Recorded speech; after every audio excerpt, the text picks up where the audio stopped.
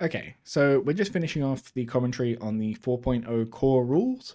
I'm up to the terrain section, but there's one little thing that I missed uh, in the companion weapon rule. Turns out this rule only cares about abilities used by units, and we can see later in the rules there's a really clear distinction between whether a unit is using an ability or the player is using an ability.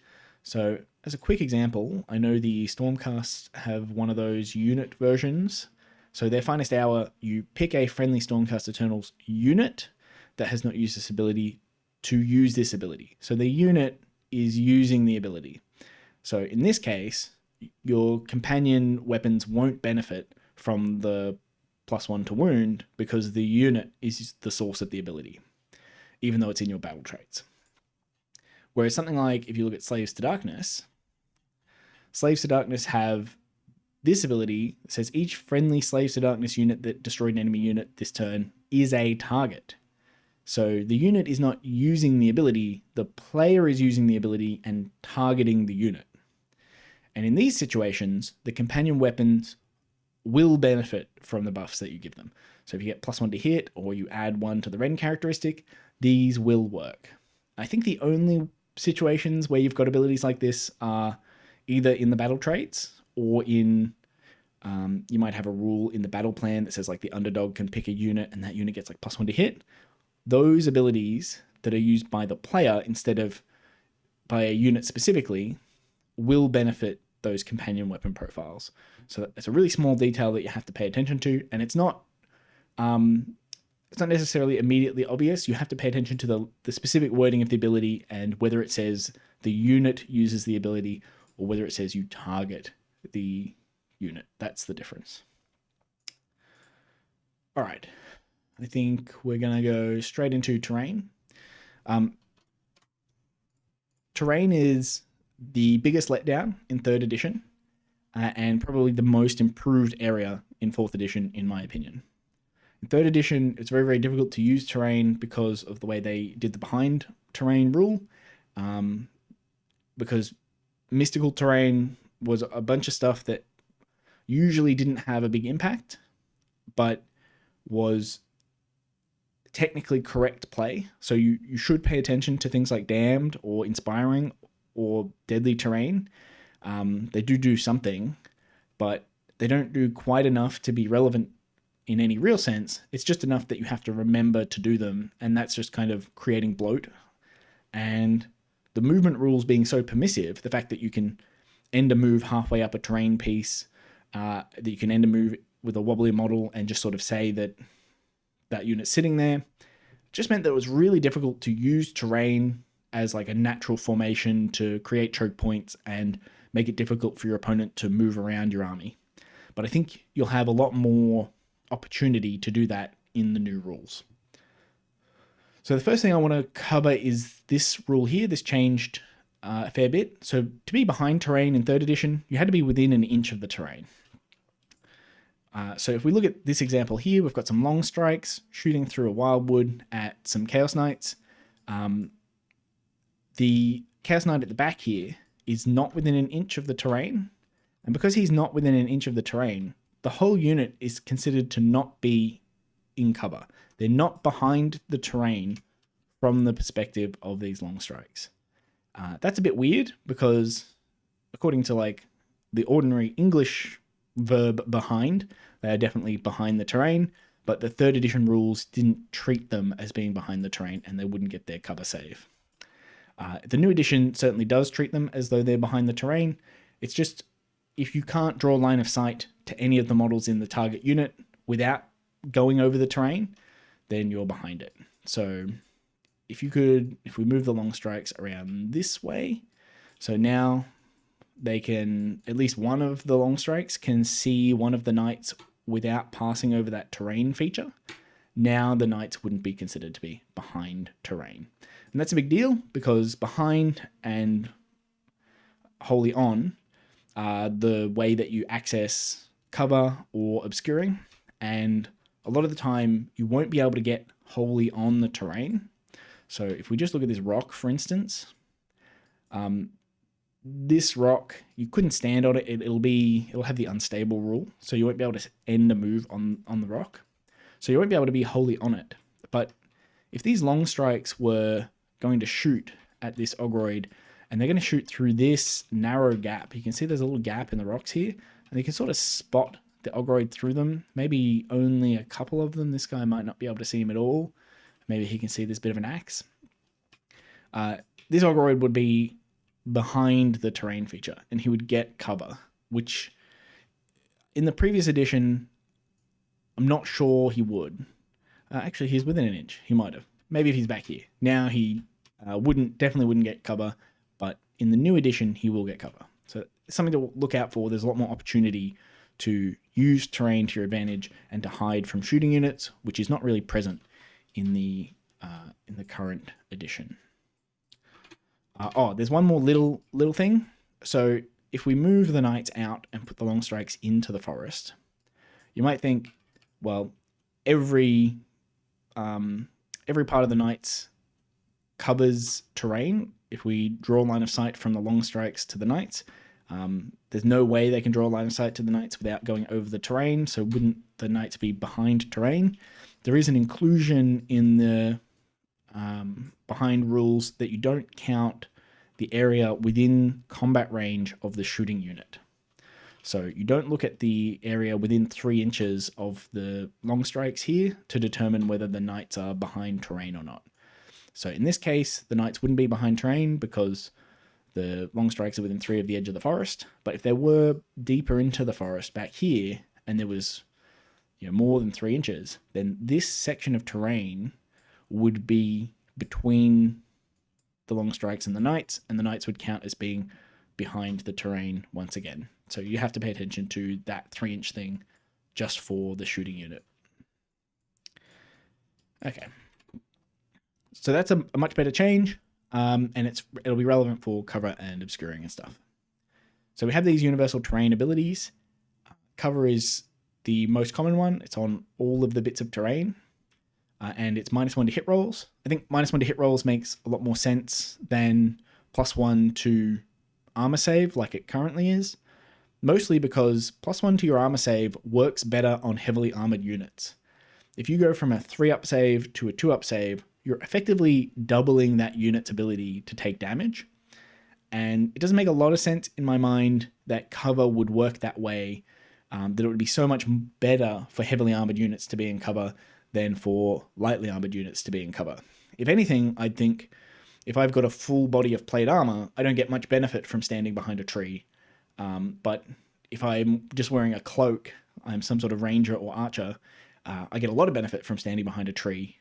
So I think -1 to hit is a more sensible bonus. The only thing I don't like about that is it overlaps with the covering fire penalty. So if you put a unit in cover and it's the closest unit to a powerful enemy shooting unit and they're going to use covering fire, they have to target your unit in cover, and you would be able to stack the bonuses if you were getting like +1 to your armor save. But because it's -1 to hit, and because the penalty for covering fire is -1 to hit, they'll have -2 to hit, which ends up not mattering in most cases. So you can't use cover to mitigate covering fire. And I think that's a bit unfortunate. I almost wish the penalty for covering fire was that you couldn't score critical hits.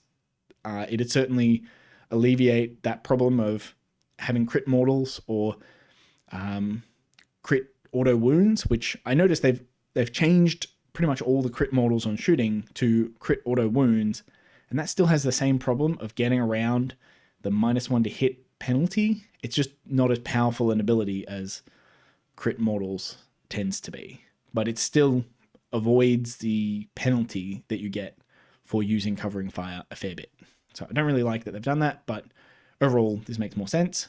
You still don't get the bonus if you've charged, and you still do get the bonus while you're in combat.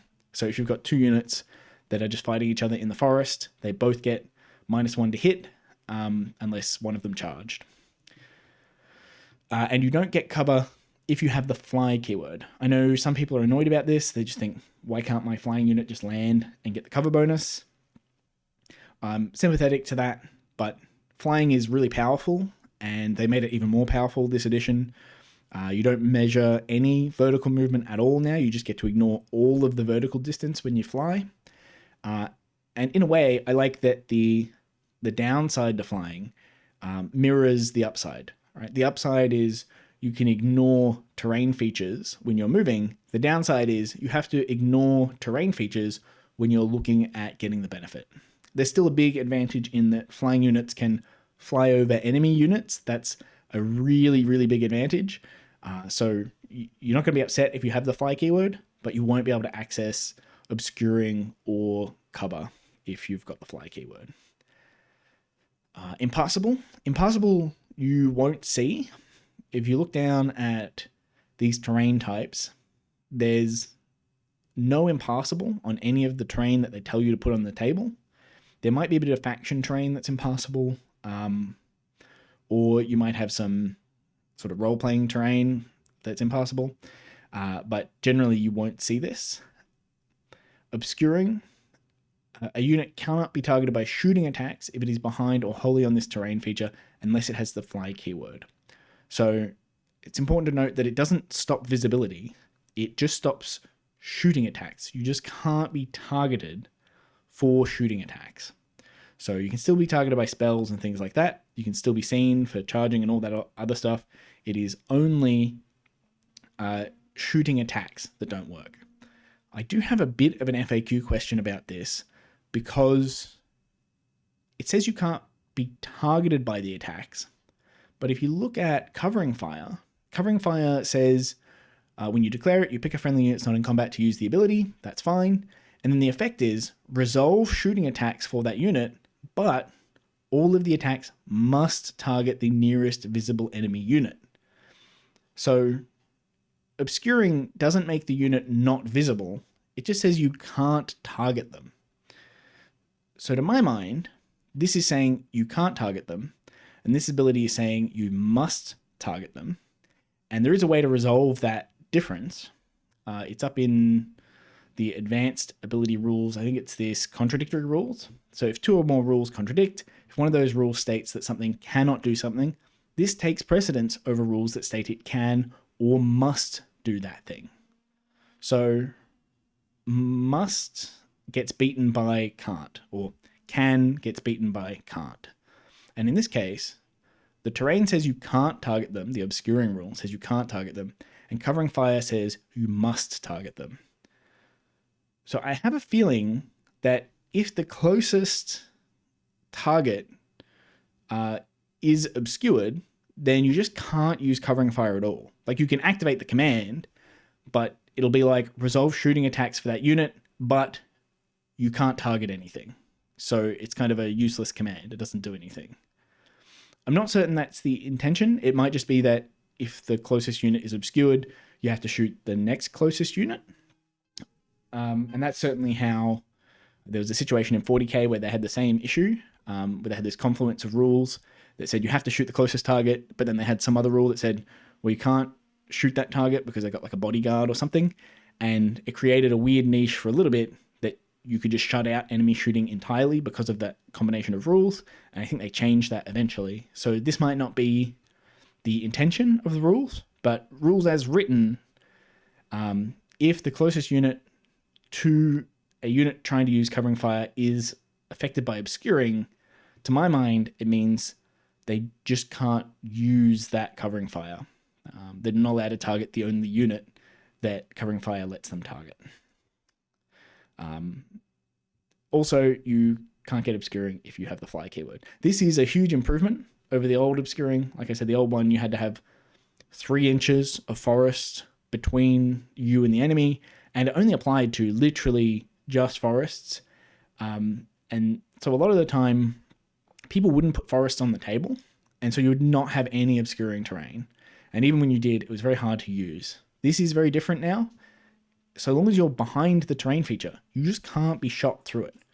So if we look back at this example, these knights are obscured because this is a wildwood, from these long strikes. These long strikes actually can't shoot at the knights at all, which is a big difference from the previous edition. And you'll want to look out for those situations, and there should be lots of situations where you have that terrain available to you. So if we look at, I think it's battle packs and battle plans, they have one of these suggested terrain things, and that's probably really small for you guys. The way I've set the stream up makes it difficult to see. All right. Yeah, we can click on the image. All right. This terrain feature, this terrain layout, has two obscuring terrain pieces that are medium. Medium is quite large on the table.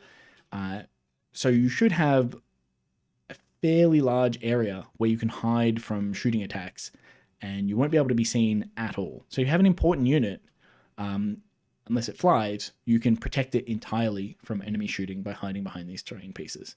And that's a big deal. That's something you basically can't do at the moment in Age of Sigmar. Place of Power. I think this rule is expertly written. I really like a lot about this rule. It replaces 3 different rules that currently exist: the Arcane Terrain, the Mystical Terrain, and the Heroic Willpower. And there's a few little nuances about the ability. So heroes within 3 inches of this terrain feature can use the Activate Place of Power ability, which looks like this. It's a core ability. Use it at the start of any turn. So you have to use it at the start of the turn because it lets let some of the heroes that use it unbind, so it has to happen before the hero phase. You pick a friendly hero within 3 inches of any places of power to use this ability. Then roll a dice. On a 1, inflict D3 mortal damage on that hero, and on a 2+, you get the effect.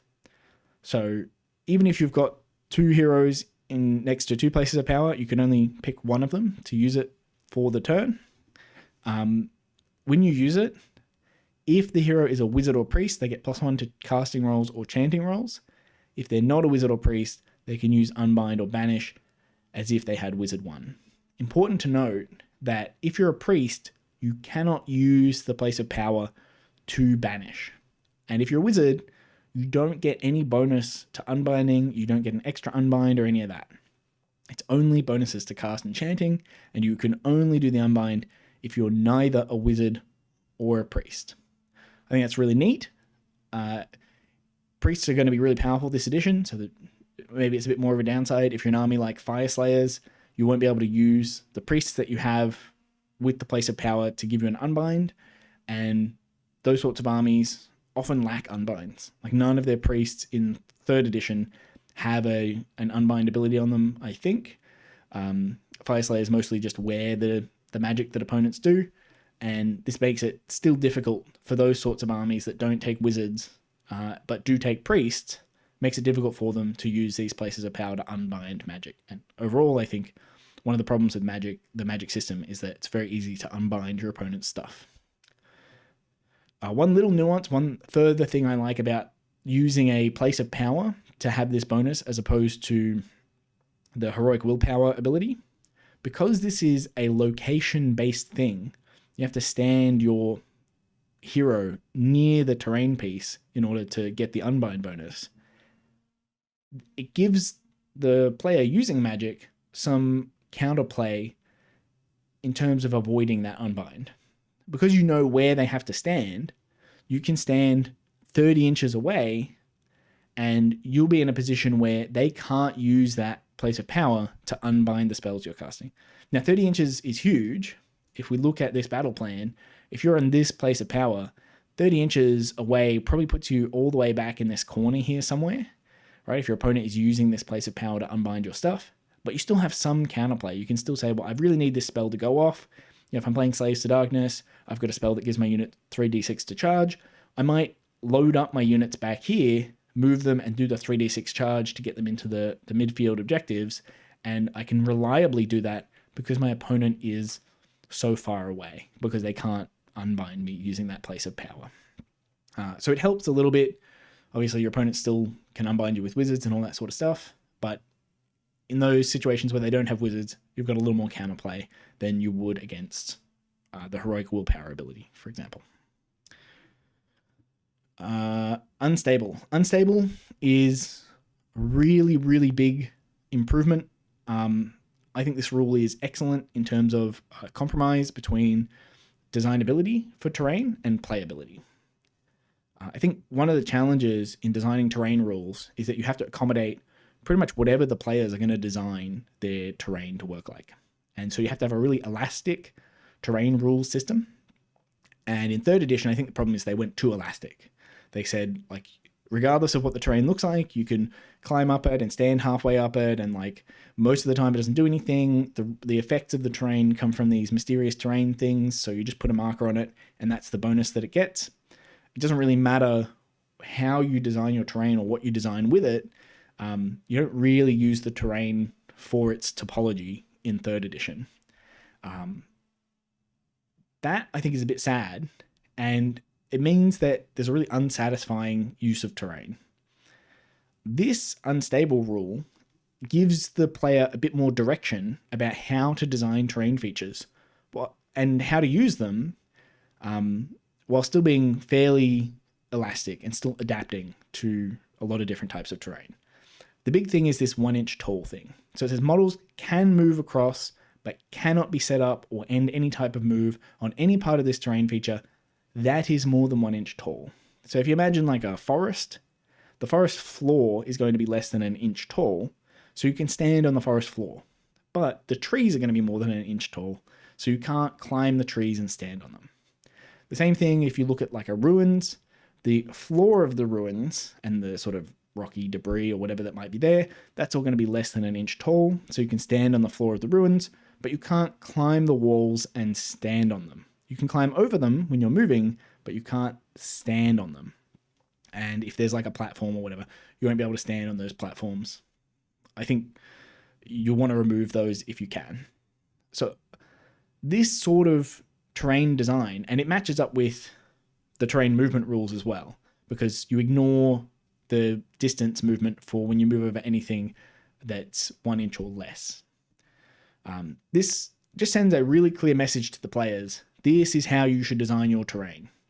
Anything that's less than 1 inch, make it so that the models can stand there. Anything that's more than 1 inch, you're talking about like walls and topology and features that you'll have to calculate when you're moving over the terrain.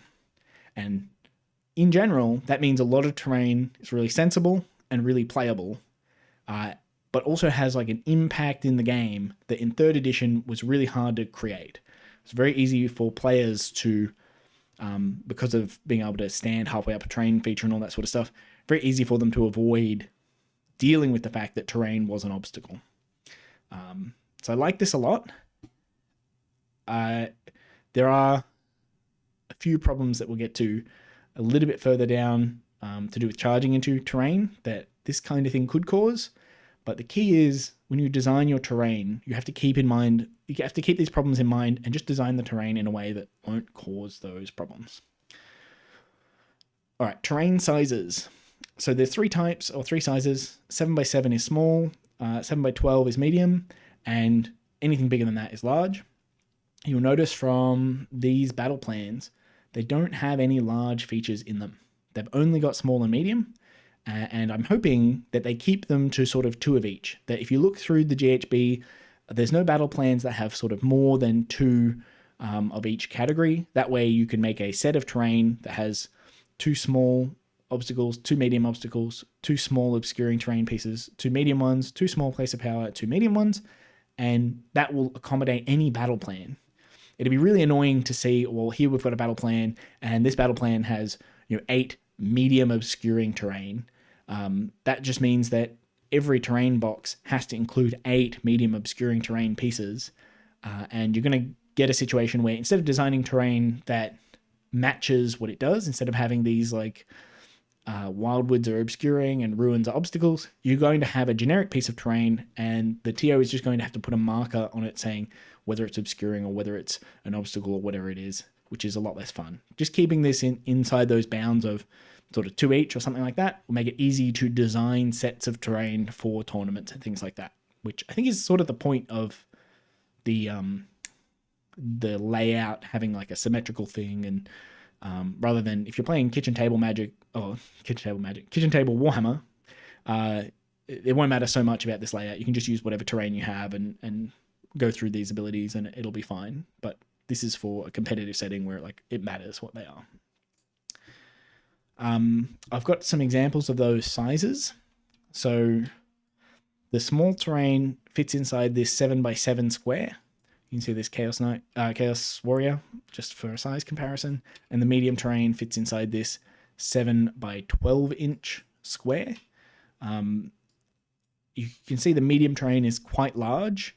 So the large terrain features are mostly just like narrative things, extra big stuff that maybe you don't really need on an ordinary Age of Sigmar table.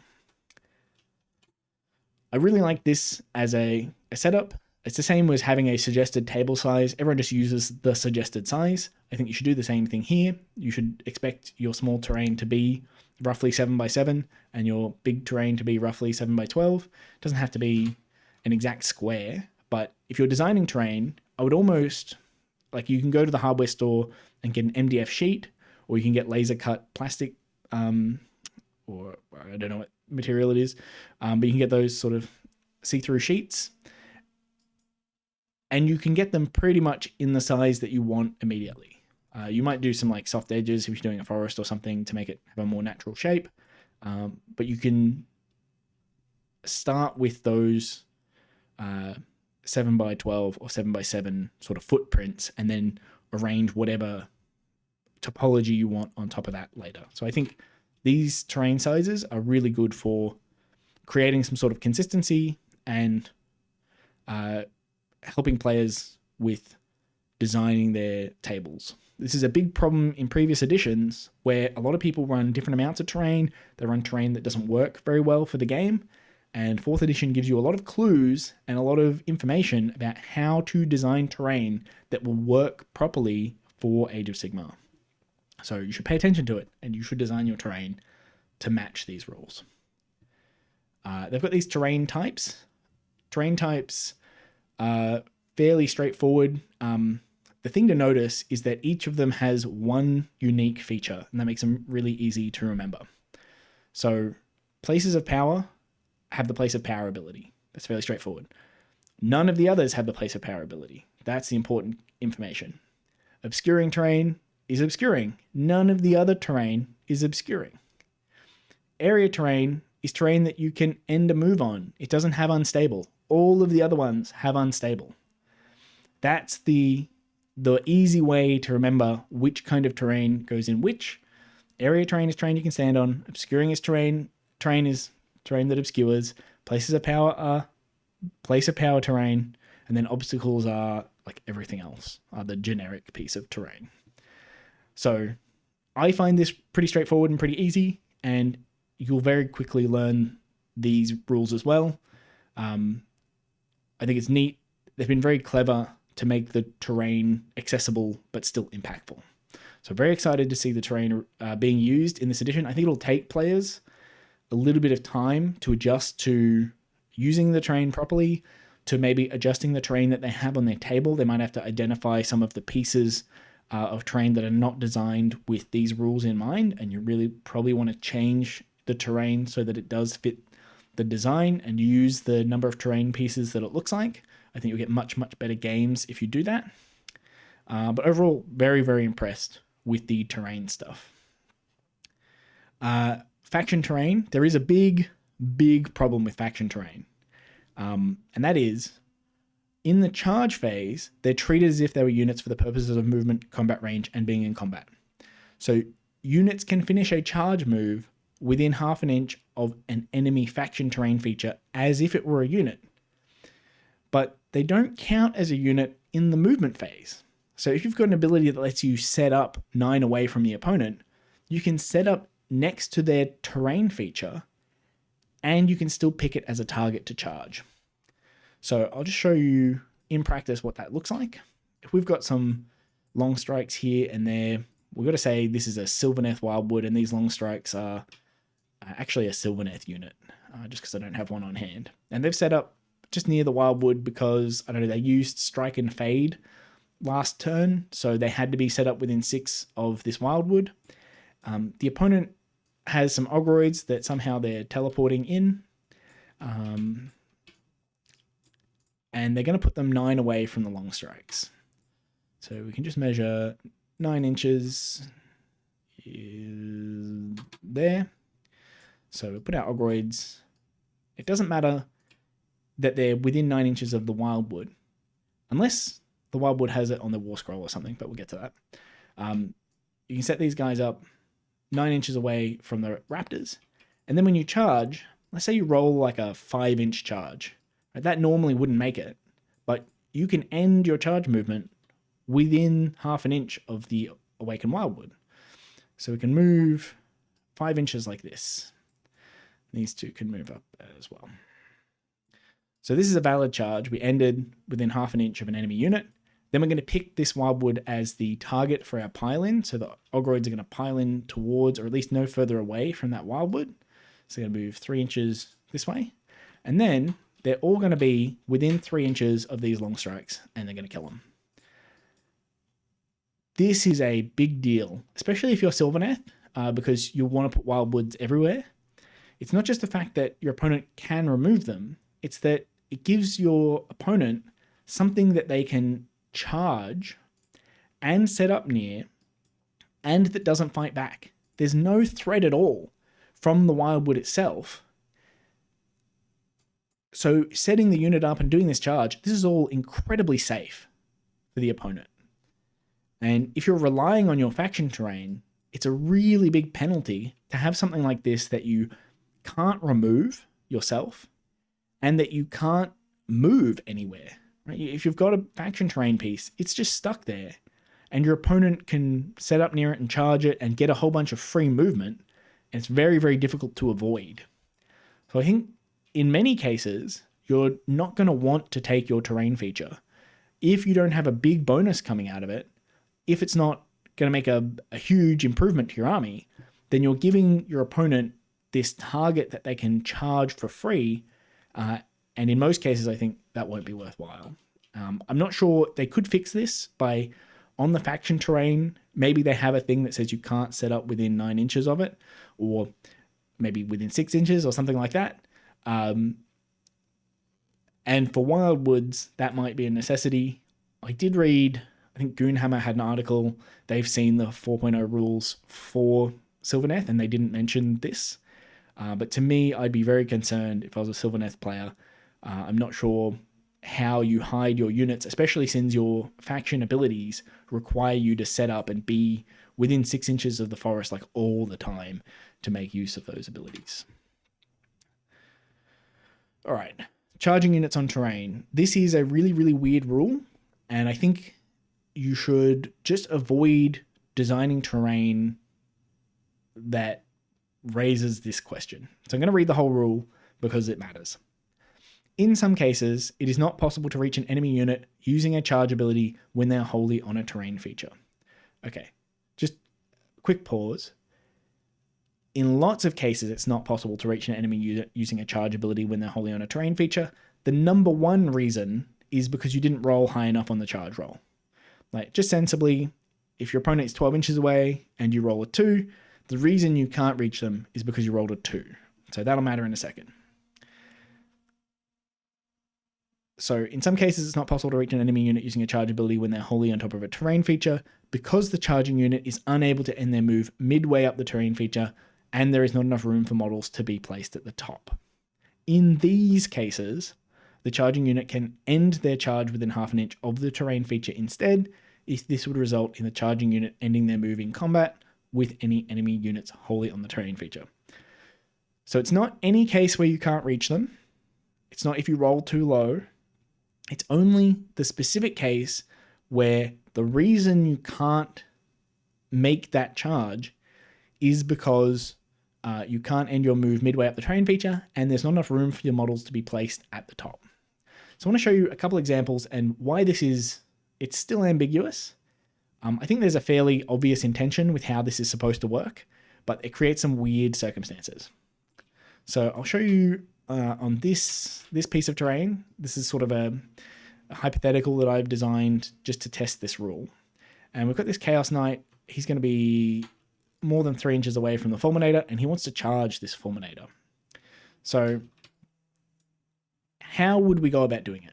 Well, if we rolled a 6, we could move up to the terrain and then climb up to the top. But because we're not allowed to be placed on the top, then we'd be able to use this rule, right? The reason why we're not making this charge is because we can't be placed on top of the terrain feature.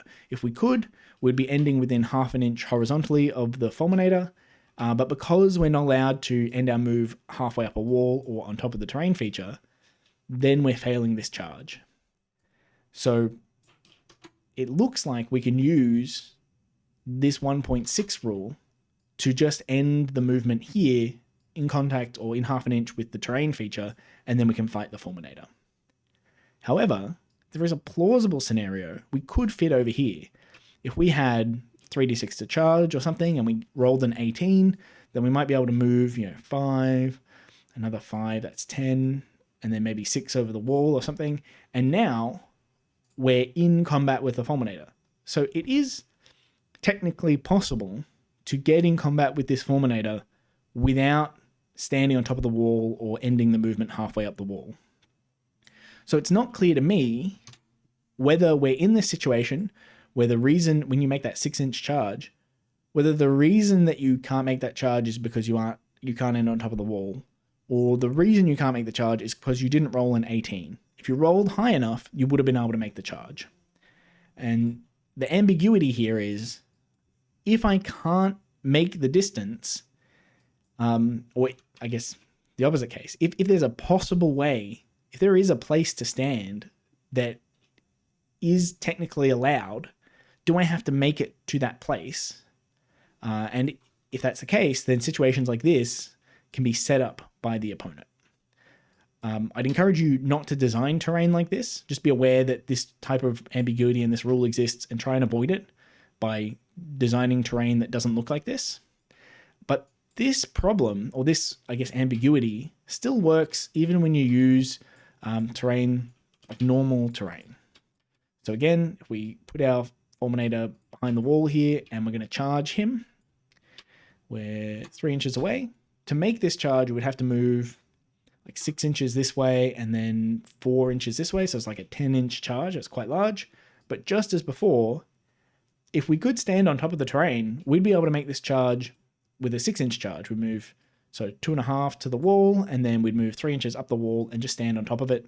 And then we'd be horizontally within half an inch of the Fulminator, and in combat range with them and all that sort of stuff. So we could make the charge with a 6-inch charge if we were able to stand on top of the wall. So this ambiguity about whether or not we can charge units on terrain, and this, just again to be clear, this Fulminator is wholly on this terrain feature, if assuming this has a base, right? It's not entirely clear how to handle this rule. From my perspective, if I was a TO or something, I'd say, well, you have to just do the distance, and I'd pretty much try and avoid invoking this rule ever. I'd avoid terrain features where you've got these sort of square trap things, where there are areas that you can stand that are less than 1 inch, so that you avoid having to invoke this rule. Because to me, this is a very vague rule. It doesn't properly explain when you can and when you can't use this charging the terrain feature instead. So yeah, my advice is, or my determination would be, if I was a TO, that you'd have to go around this terrain, but it's just not clear. Maybe a 6-inch charge here would work and you can just charge the terrain feature. I actually think there's a separate problem. These two units shouldn't be visible to one another, except that I guess their spears can see each other. So maybe they are visible and maybe they can fight across this wall. I'm not certain. But if they were smaller models, then that charge wouldn't be viable, or that combat wouldn't be viable, because if these two warriors are trying to fight each other, they wouldn't be visible to one another. But you can get around that. So anyway, if you have a feeling on how you think this is supposed to work, then let me know. But again, I think you just want to avoid that rule in general. And this scenery pieces, this is just if you have multiple, like a wildwood comes in 3 pieces, and it just explains how the multi-piece terrain works. I don't think there's anything controversial there. Magic.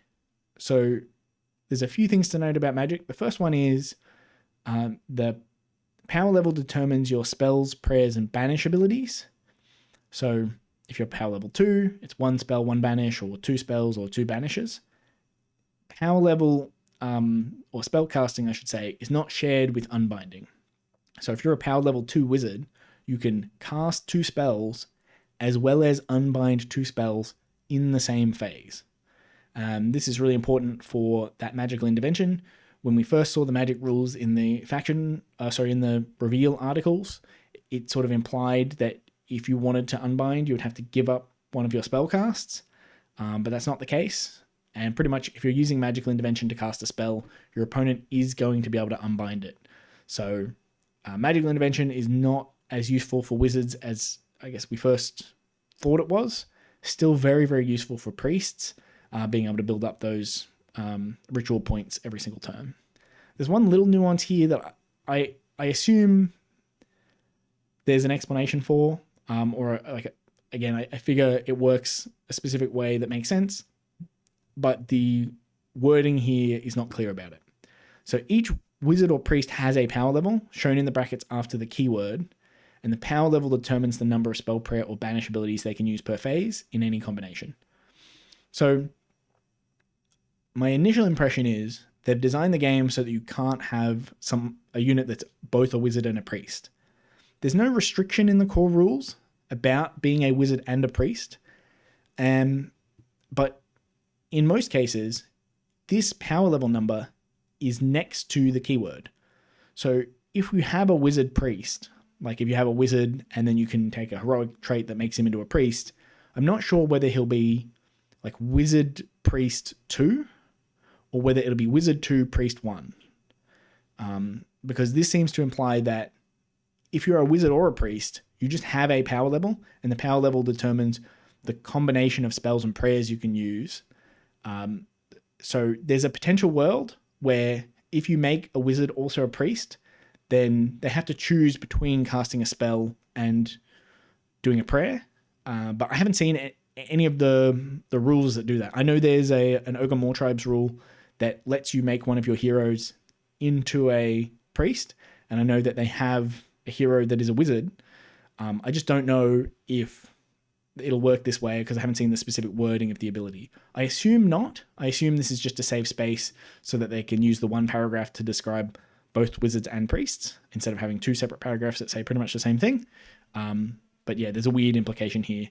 And they, in general, like in the previous edition, we saw Arcane Tome got changed so that you couldn't give Arcane Tome to a priest. They might want to dissuade you or disincentivize you, I should say, from making units that are both wizards and priests, and having a shared power level might be one of the ways they do that. But really I have to see the War Scrolls before I know how that makes sense. Spellcasting, I'm pretty sure, is exactly the same as it used to be.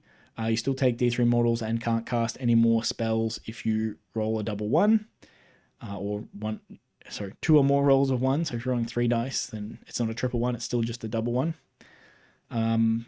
These spells and prayers over here, these examples, are not spells that you can cast. I think they might be from Spearhead or something like that, but they're not part of the game. Don't go around casting Mystic Shield or Resurrection. It is interesting to note that there are no universal anythings. There's no universal artifacts or heroic traits or spells or prayers or anything. And I think that's part of the reason you're going to see a lot more manifestations, although we'll get to that in the future. Prayers. I think prayers are fairly straightforward. I think most people who have been following the reveals will understand how prayers work. One little thing is when you roll the 1 to pray, you don't take any damage. You used to take damage, now you just lose ritual points.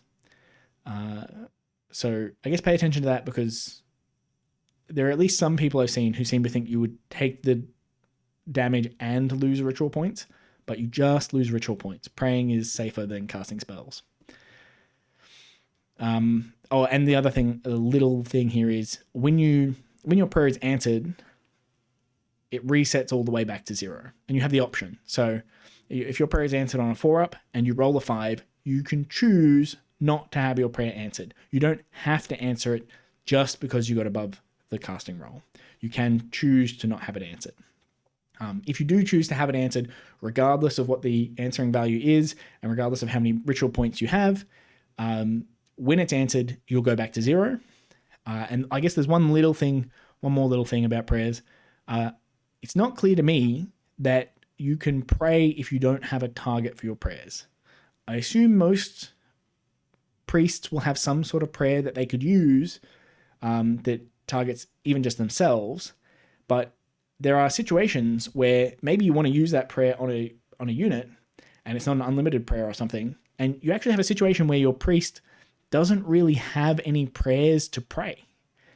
Because they don't have any prayers, I don't know that they can generate ritual points. I kind of expected when I saw the prayer rules that there would be a universal prayer that just lets them build ritual points. Doesn't do anything, just doesn't have any targets, and lets them build ritual points. But seems we don't have that, and so there could be situations where if your priest has nothing to do, they really can't build ritual points, which I think is a little bit unusual. Unbinding, I'm pretty sure unbinding is exactly the same as it currently is. You've got the 30-inch range. It's a reaction. It's an exception to the rules of 1. So if you've got a power level 2 wizard, you can unbind 2 things with that same wizard in the same turn. It works exactly the same way it currently works. Jealous mages and fickle gods, this is just that restriction on casting the same spell more than once. Except if you've got the unlimited keyword, then you can cast the spell more than once. You just have to make sure you use different wizards each time you cast it. Or different priests each time you chant it. Your wizards and priests know all the spells from their laws, from the laws that you pick for the army. The only thing that I think is interesting here is some armies, I think Daughters of Cain is an example. Daughters of Cain has priests and wizards, and they have a manifestation law for their invocations. So you only get to pick one manifestation law from what I can tell. I mean, we'll get to that eventually.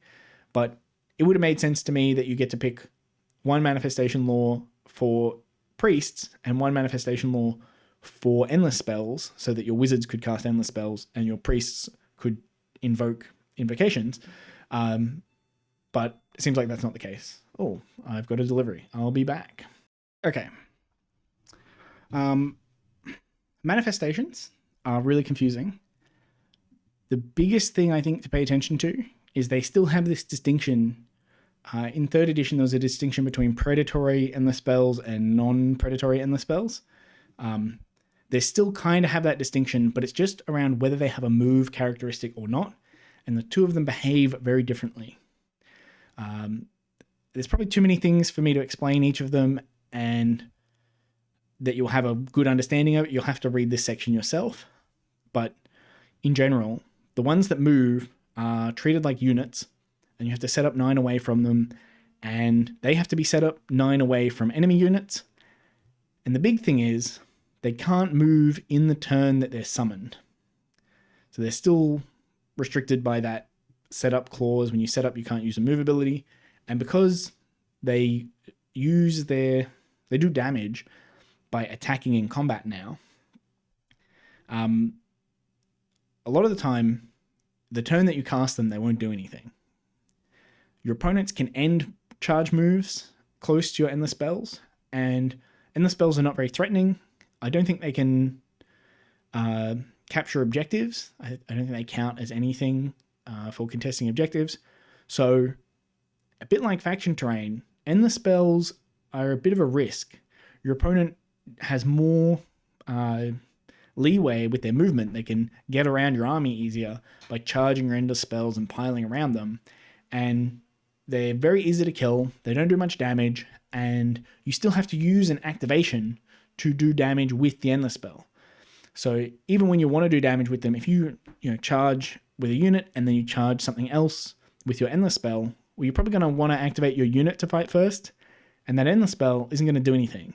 So there's a lot of situations where your predatory moving endless spells are not going to be very useful, and there's a high chance they'll be more of a liability than a benefit. Despite that, you probably will see a lot of them because you get the manifestation law for free and you don't have any access to like Mystic Shield or Arcane Bolt, those universal spells that you used to have access to. So a lot of the time, depending on the way your spell lore is set up, your wizards won't have anything to do with their casts. So the only thing they really have available to them is to cast manifestations. And so even though a lot of them won't be very useful, I think you'll see them a lot for that reason. The ones that don't move are a bit different. I'm pretty sure like faction terrain, you can charge them and set up near them. You have to be very careful about your placement of these endless spells because of that. I guess the only other thing to notice about manifestations is you have to keep track of the wizard or priest that summoned them. So this is the severed connection rule. If they die, then the manifestation that they summoned also gets removed. So you have to keep track of which guy summoned which thing. Banishing changed. The actual ability is exactly the same, but you don't use the casting roll anymore. Every manifestation has a banishment roll, and this was the biggest problem with endless spells in 3.0 was most of them had a fairly low casting value, which meant they were really easy to banish. So if your spell didn't do anything on the turn that it came down, then chances were it'll get banished in your opponent's turn and it won't do anything at all. So that's why I guess like Ravenex was useful, because it had a really high movement range, so you could set it up, move it, do some damage with it on the turn that it came down, and then even if your opponent dispelled it, that was fine because you got some value out of it. Or there were spells like Purple Sun. Purple Sun, I think, had a casting value of 8, and that made it a lot more viable because once it hit the battlefield, it was kind of difficult for your opponent to remove. There's a good chance that when they tried to dispel it, they weren't able to. All right. Army composition. So there's a little inclusion of underspending. If you spend 50 or more points below the points limit, then you get a command point in the first battle round. Even though I think you really want command points in this edition, like the commands are really good, I don't think you'll want to intentionally drop 50 points. I think it's just a consolation prize if your army doesn't quite work out getting all the way up to that 2,000 points. In the first battle round is the battle round where you're least likely to use all your command points. Factions, they still have armies of renown. Many factions contain one or more battle formations. I think the battle formations are the thing that's replacing subfaction rules. Yeah, each battle formation grants unique benefits for your army.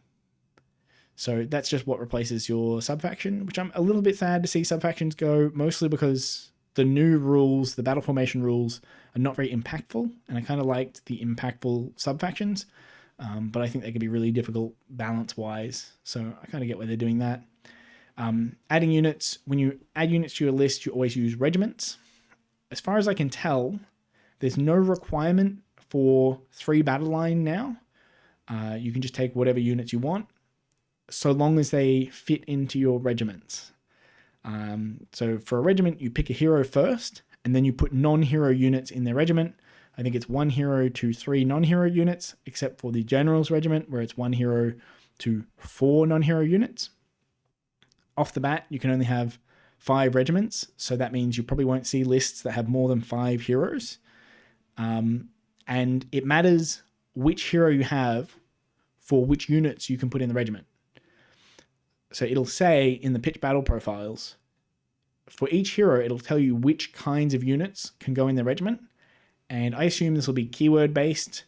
So it'll be things like if you're playing Khorne and you pick one of the mortal heroes, it'll probably say that he can take other mortal units in his regiment. And if you pick like a demon hero, it'll say he can have other demon units in his regiment or something like that. Depending on the way your army is set up, this might be really restrictive. For example, I think Cities of Sigmar, a lot of people might not want to use steel helms as their infantry. They might want to use dwarves or something like that. But I suspect that when you take a human hero, they'll probably have to have human units in their regiment. I'm not 100% on that, but there'll be some armies, plausibly, that have a really awkward setup where they have their good units are locked behind bad heroes, or their good heroes only have bad units available for their regiments, which kind of happens now with battle lines. Some people have good access to lots of different battle lines. Some people have really sparse access and they have to pay for units that are not very good.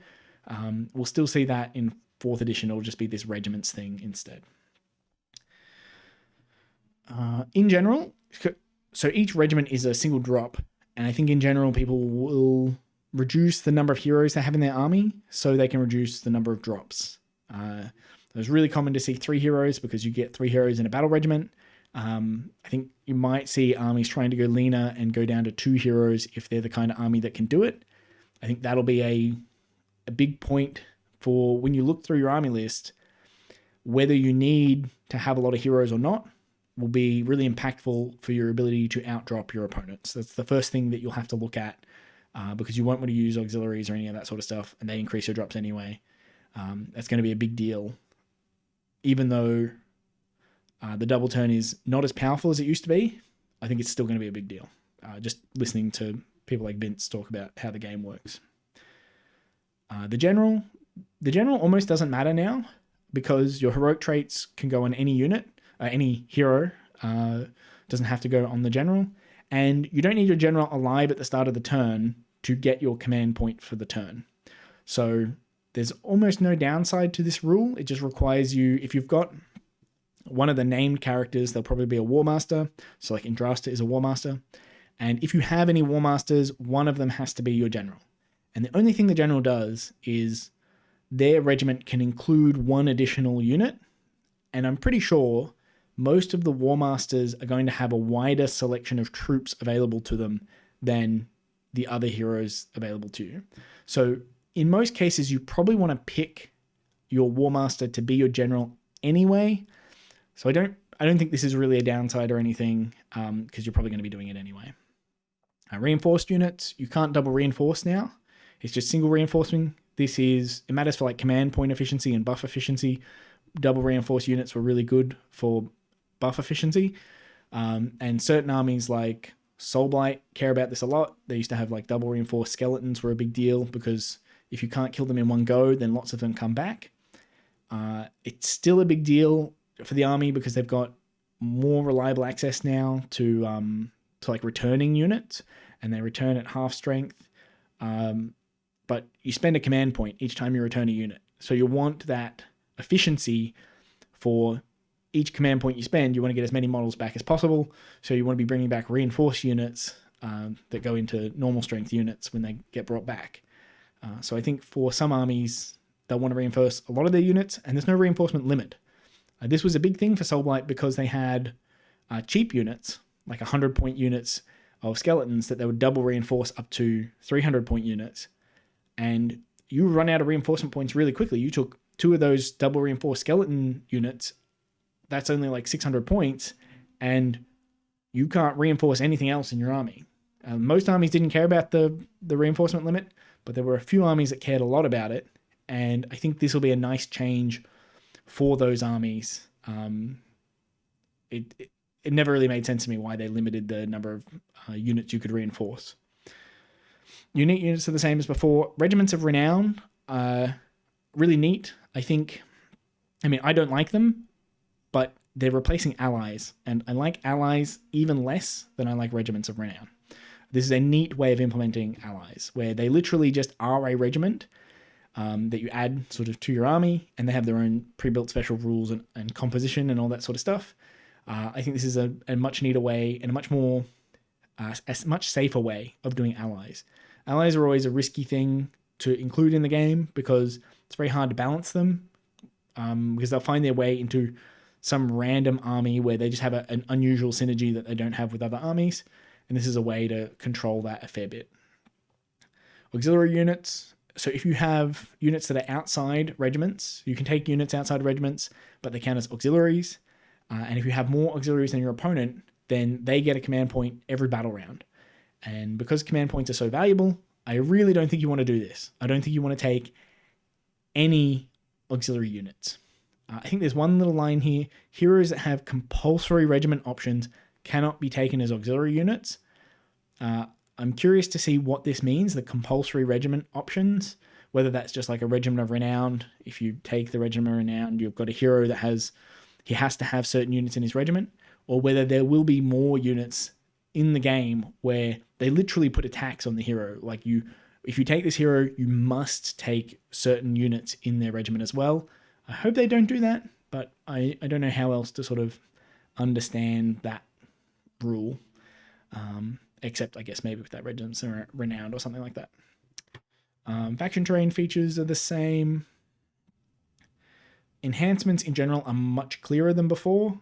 The previous way they did it, especially with spell laws and things, was very, very confusing, but I think all of this will make sense, and we don't need to go over it. And I have a feeling...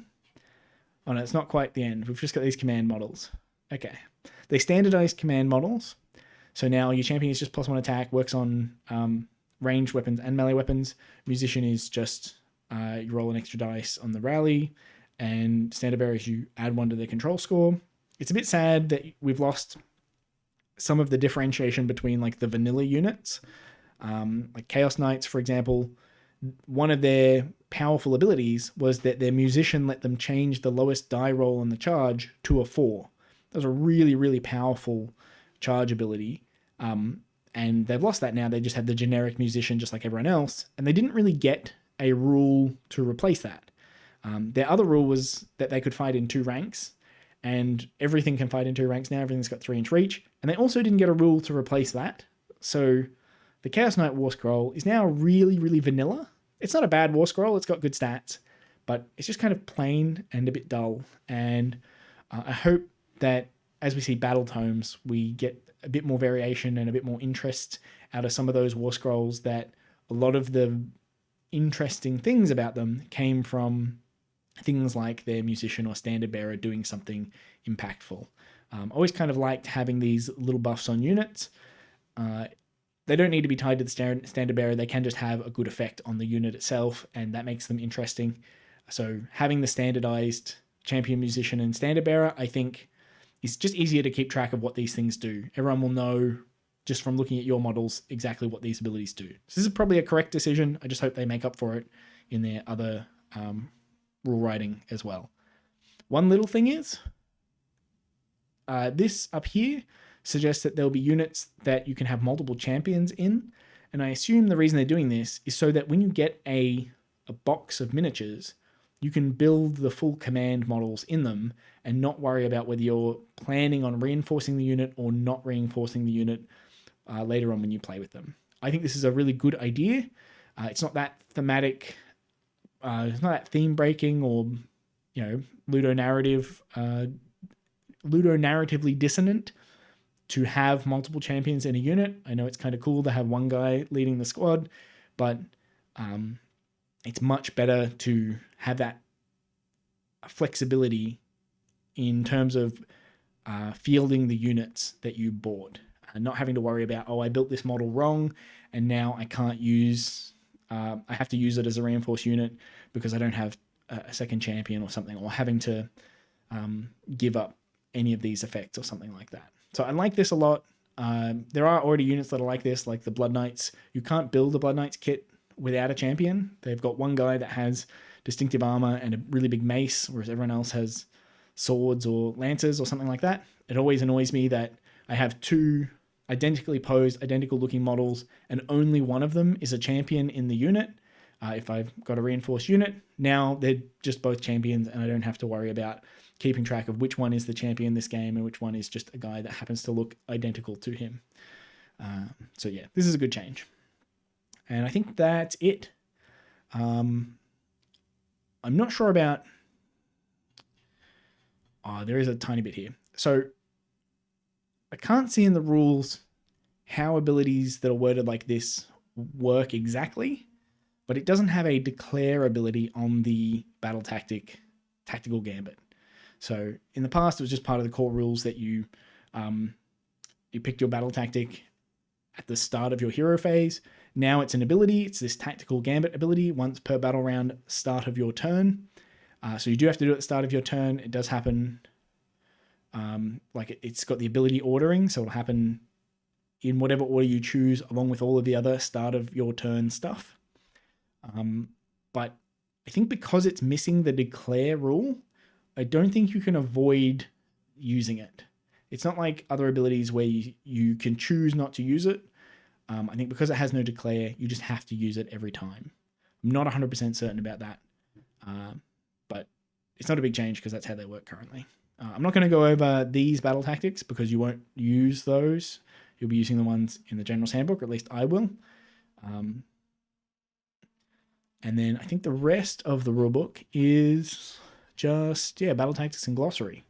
So that's pretty much everything. I do want to quickly talk about the order of effects stuff, just because I didn't like the way I handled it in the last video. I think I made it more confusing, if anything. So I'm just going to quickly address sort of why I think these rules are a little bit confusing and why they're not that bad as well.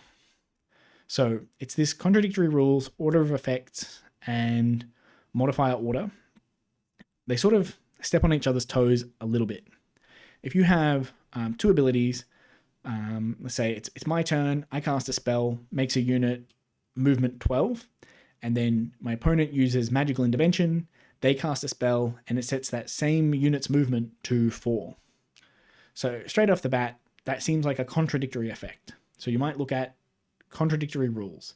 And contradictory rule says, accepting the can beats can't stuff, this is not one of those situations, the effect of the most recent ability used takes precedence. So it seems like I set my unit's movement to 12, and then you set it to 4, so your ability is more recent, so its movement is 4. Except that, if you look at modifier order doesn't really help you because they're both characteristics that set, they're both effects that set a characteristic to a fixed value. But it does say, if there are multiple modifiers of the same type, e.g. that set a characteristic, apply them in the order of effects. So you look at order of effects, and order of effects says the effects of the active player's passive abilities are considered to be applied more recently than the effects of their opponent's passive abilities. These weren't passives exactly, they were spells that we cast, but if you look up here, I think it's, this persisting effects, some abilities that aren't immediately resolved, i.e. add 1 to save rolls for the unit, or this unit has a water 5 up, these effects count as passive abilities for the duration. So if I've got a spell that says my movement is 12 inches until the start of my next turn, and he's got a spell that says my movement is 4 inches until the start of my next turn, those spells create passive abilities. And so because they're passive abilities, we use this area of the order of effects rules, which says we use turn order to determine which one applies. So while contradictory rules says, I'd make it a 12 and then he'd turn it into a 4 and I'd be stuck on 4, the order of effects rule says, well, these are passive abilities. So the one that is considered to have happened last, and the one that takes precedence, therefore, is the player whose turn it is ability. So I set it to 12. You try and cast a spell that sets it to 4. But because we've got two passive abilities that contradict, the one who's my one, because it's my turn who's taking place, that one gets applied on top of yours. So my movement stays at 12. I think that is very confusing. I don't think many people could follow that or work that out simply. And halfway through a game, you'll have someone pointing at the contradictory rule saying the most recent one takes precedence. And then you're trying to say, yes, I know the most recent one takes precedence, but order of effects explains that when they're happening at the same time, you change the order of when they started being applied, and that gets very confusing very quickly. So that's one of the issues. It still does technically work. Order of effects changes the order in the sequencing of them, but it doesn't actually matter that you change the sequencing. The only rule that cares about changing the sequencing seems to be contradictory rules, seems to be 29.0.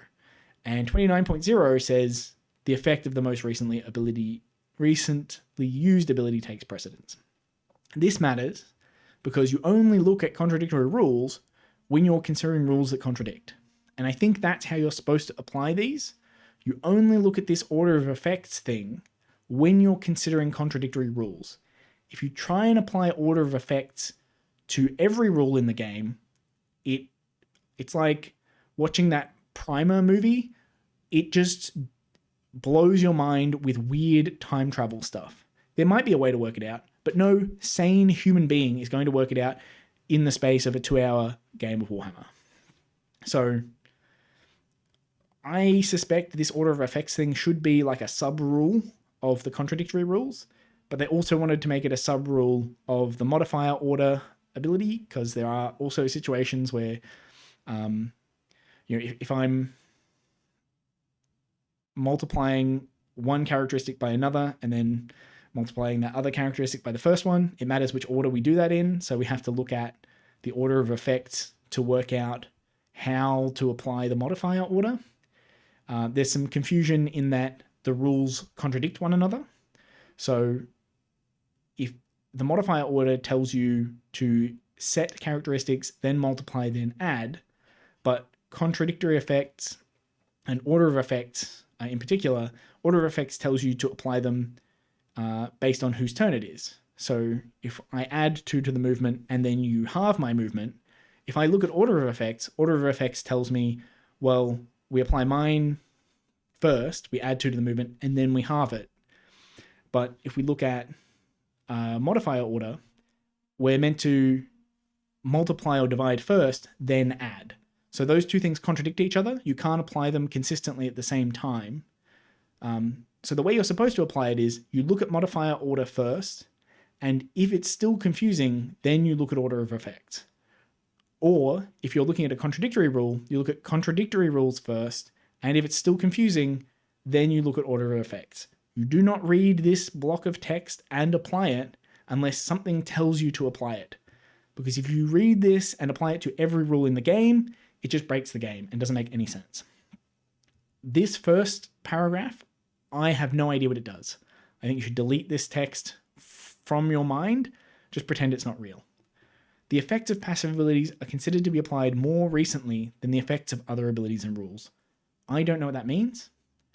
And if you apply it consistently, that means every ability's effect in the game, normally you would consider it happens in the order in time, chronological time in which it happens. So you can't say that the effects of passive abilities are considered to be applied after the effects of literally every other ability used in the game. That is a sentence that doesn't make sense unless there's a context for it.